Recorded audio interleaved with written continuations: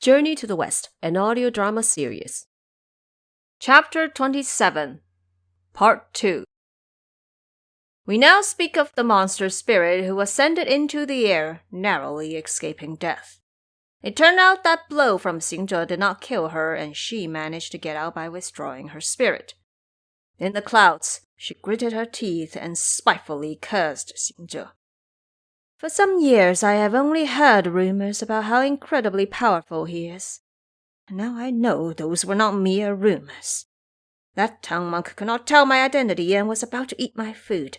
If he had only so much as lowered his head for a smell, I would have snatched him and made him mine, wouldn't I? Little did I anticipate that he would come over and wreck my plan. And I almost got a blow from his rod. If I simply spared this monk, I would have labored in vain. I shall go again and trick him once more. Splendid monster, she descended from ghostly clouds and came to the front of the hill before shaking her body and turning into an old woman. Reaching the age of 80, she had a bamboo walking stick with a curved handle as she walked forward step by step, crying aloud. Bajie saw her and said in panic, "Master, this is terrible. That mother is here looking for her." The town monk asked, "Who is she looking for?" Bajie answered, "The girl elder brother killed must be her daughter. This must be her mother here searching for her." Xingzhe said, "Don't you spell nonsense, brother. That lady was 18 and this old woman is at least 80. How is she giving birth at the age of 60? This must be a fake. Allow Elderson to go have a look." Splendid Xingzhe. In wide strides he approached to have a better look. That monster had transformed into a fake granny, with her hair snowy white. Walking slowly, her steps were shaky and uncertain. Skinny to the bone, her face wrinkled like a withered vegetable leaf. Cheekbones faced up, but her lips pointed down. Not quite like her younger days at such old age, as folds and creases ran down her face. Xingzhe recognized that she was a monster spirit. Not bothering with discussion, he raised his rod and struck right on the head. The monster saw the rod go up, so she heightened her spirits again and withdrew her spiritual form before making the escape. The fake corpse, on the other hand, was once again beaten to death by the mountain road. The tongue monk witnessed what happened and became so shocked he fell off the horse. Lying on the roadside, he spoke no other word but recited the tightening band spell 20 times over. Poor Xingzhe, whose head was squeezed into a narrow waistcord, was put under unbearable pain. Rolling over, he begged in desperation, "Master, stop reciting. Just say what you have to say." The tongue monk said, "What is there to say? Those who have left the family shall listen to kind words with their ears, so they don't fall into hell. I went out of my way to talk you out of it, yet you only went on to kill again, killing one commoner after another. How do you explain that?" Xingzhe answered, "She's a monster spirit." The town monk said, "This monkey is making things up. Where do you even find this many monster spirits? You are nothing but someone whose heart has no interest in kindness, yet whose mind is eager to do evil. You need to go."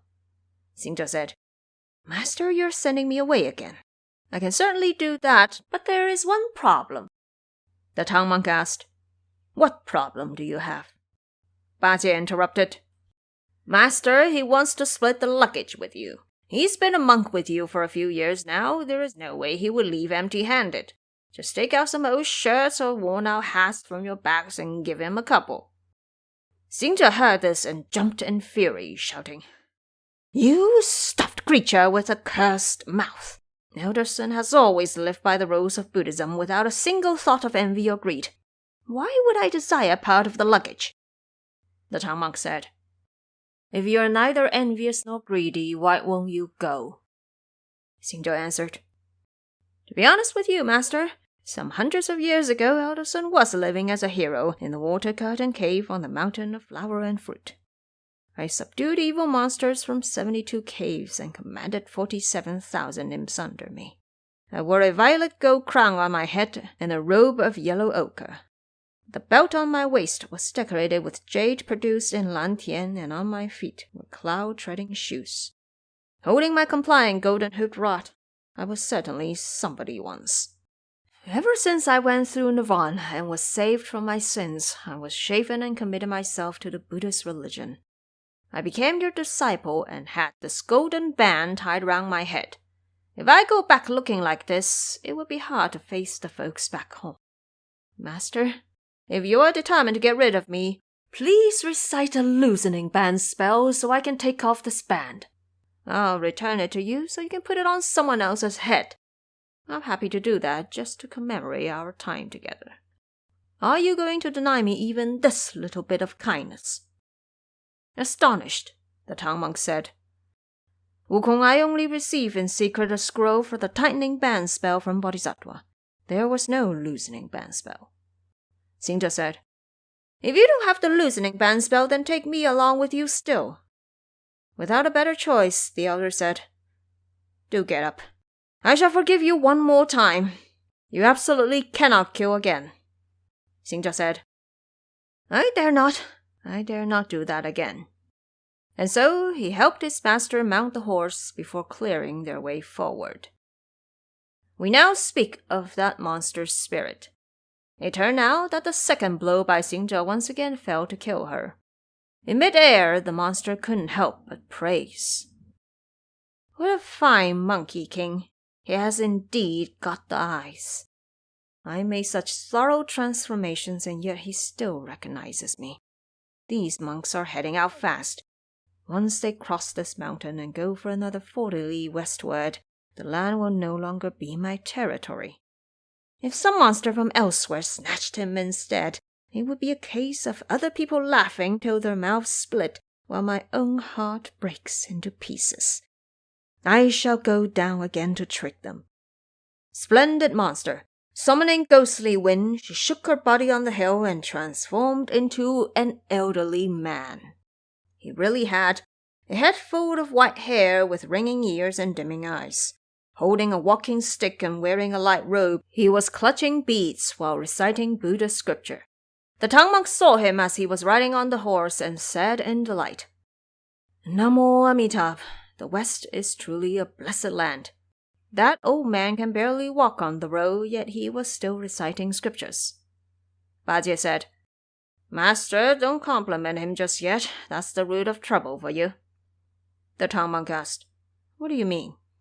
Bajie said, Xingzhe murdered his daughter before killing his old lady, and here comes her old man looking for his family.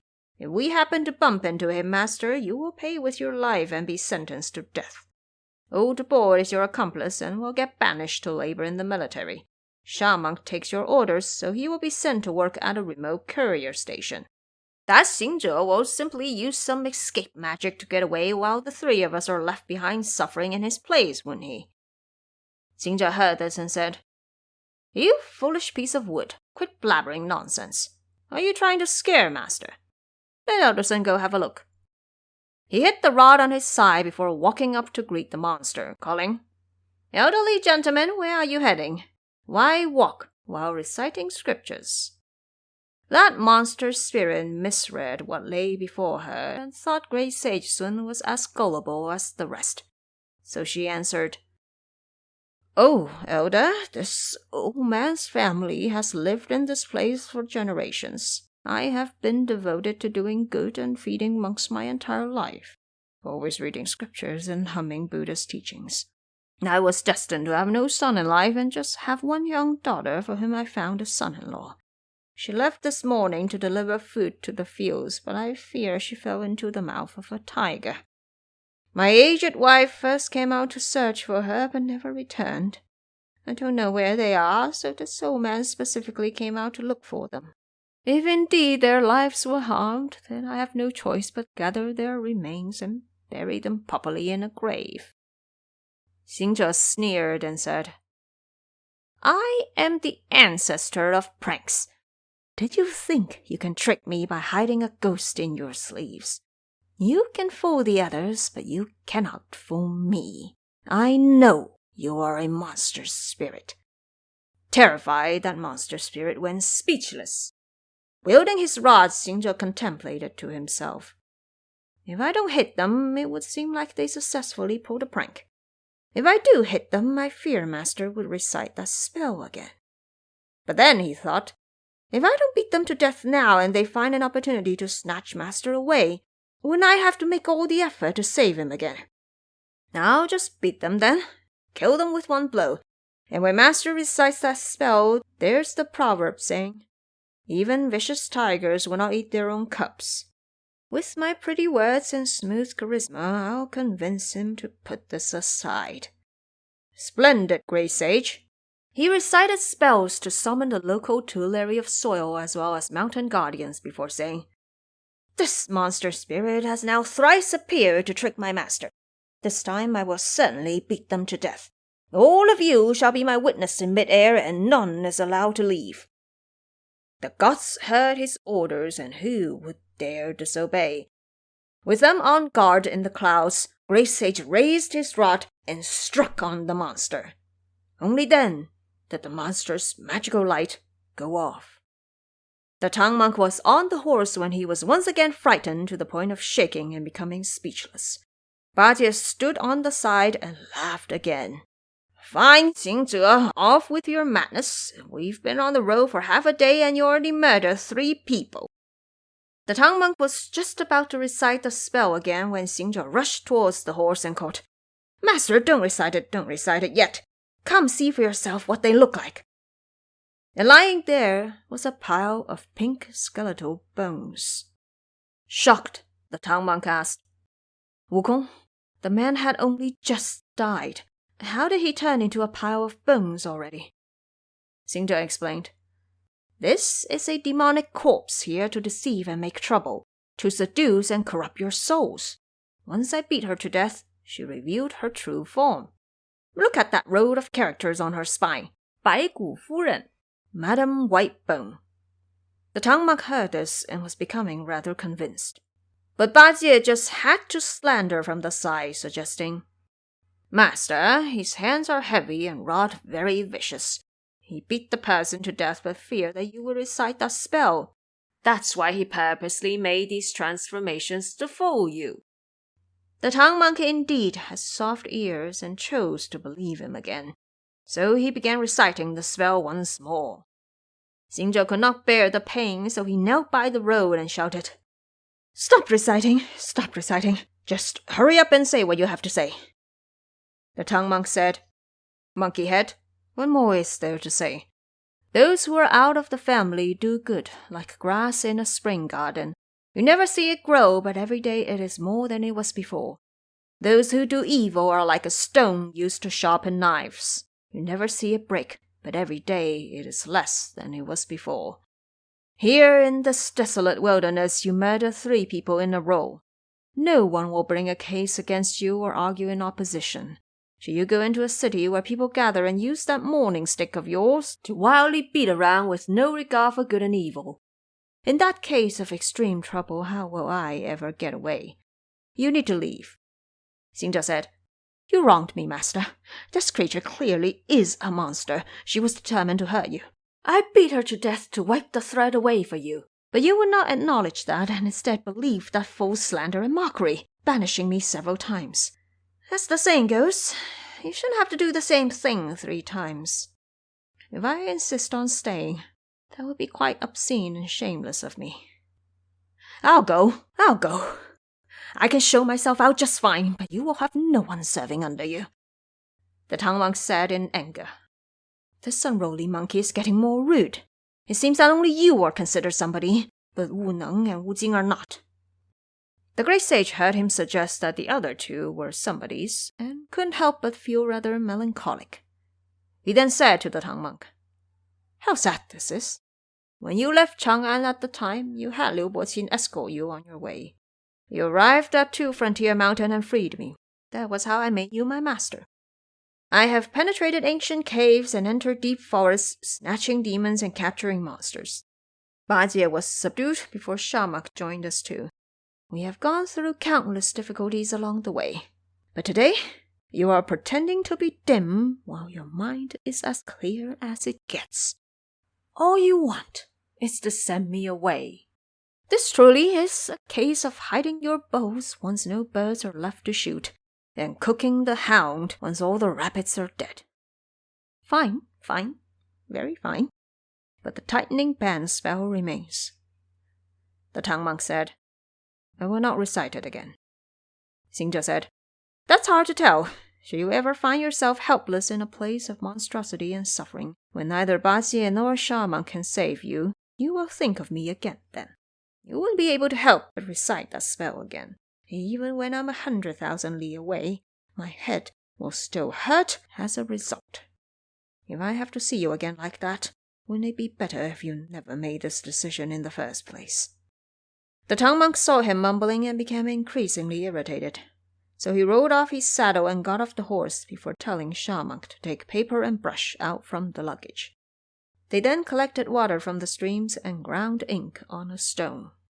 Having written a letter of banishment, he handed it to Xingzhe, telling him, Monkey head, take this as a certificate showing that I do not want you as my disciple anymore.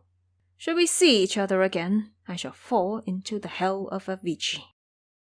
Xingzhe hastily accepted the letter of banishment before saying, Master, no need to swear. Elder Sun will be gone. He folded the letter and kept it in his sleeve before gently telling the tongue monk, Master, it's truly been a journey following your steps. I was lucky to have Bodhisattva guide my way, only to abandon the journey halfway today without receiving a fruit of merit. Please sit down and accept my bows so I can leave in peace. The tongue monk turned away and refused to pay attention to him as he muttered to himself, I am a good monk. I will not accept courtesy from an evil person like you. The great sage saw him turn away, so he did the trick of body beyond body. Pulling 3 hairs from the back of his head, he blew divine air onto them before saying, Change! Instantly they transformed into 3 Xingzhes, making a total of 4 when you add the original one. Surrounding their master from all 4 directions, they prostrated to him. The elder had nowhere to escape, so he was forced to accept the bow in the end. The great sage then jumped up and shook his body, retrieving the hairs. He then instructed Sha monk, My wise younger brother, you are a good man, but you have to pay attention to Bajie's flowery nonsense. Be very careful on your way. If some monster spirit took master away for the time being, just say Elder Sun is his eldest disciple. Those lousy monsters in the west knew my prowess and would not dare hurt my master. The tongue monk said, I am a good monk. I will not mention the name of any evil person like you. Do leave now, won't you? The great sage saw the elder refusing to change his mind no matter how he tried, so he had no choice but leave. Look at him. In tears he kowtowed to bid farewell to the elder. In grief he made sure Sha monk received his instructions with care. Head first he burst into a patch of grass by the slope. With both feet he kicked creeping vines into the air. Up into the skies and down on earth he could travel like a turning wheel, crossing seas and flying over mountains, a capability no one shared. In no time he was gone without a trace, within moments, swiftly returning on the way he came. Look at him holding back his grievance as he left his master. As he unleashed his somersault cloud, he made his way straight back to the water-curtained cave on a mountain of flower and fruit. He was alone with his bitter misery when he suddenly heard the noise of water. The great sage looked down from mid-air and realized it was the turning tides of the East Sea. Seeing that reminded him of the tongue monk again, and he couldn't help but cry tears down his cheeks. He had to stop the cloud and pause his steps, only resuming his journey after a long time. We do not know what will happen after his departure. Please wait until the next chapter.